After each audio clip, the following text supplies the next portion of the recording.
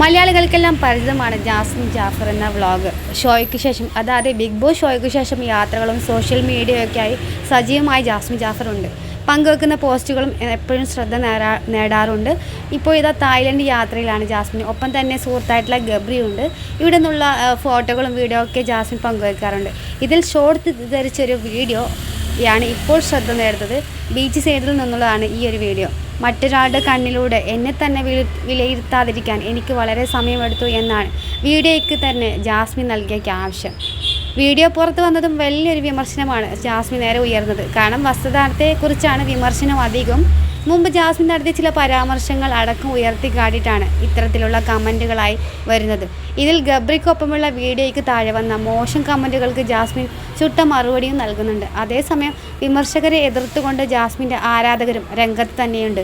ജീവിതം ആസ്വദിക്കൂ എന്നാണ് എല്ലാവരും കമൻറ്റിലൂടെ ജാസ്മിനെ സപ്പോർട്ട് ചെയ്യുന്നവരെല്ലാം പറയുന്നത്. ബിഗ് ബോസിൽ വെച്ച് വലിയ വിമർശനങ്ങൾ നേരിട്ടിട്ടും അതെല്ലാം തരണം ചെയ്ത് മുന്നേറുന്ന ജാസ്മിനെ പ്രശംസിക്കുന്നവരും ഏറെയാണ്.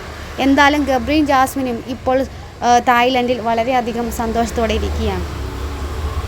ജാസ്മിനെ സപ്പോർട്ട് ചെയ്യുന്നവരും ഇപ്പോൾ നെഗറ്റീവ് പറയാൻ കാരണം തന്നെ ജാസ്മിൻ്റെ ഡ്രസ്സിങ് രീതിയാണ്. ചില ഇൻസ്റ്റാഗ്രാമിൽ വന്ന കമൻറ്റുകളാണ് ഇതൊക്കെ.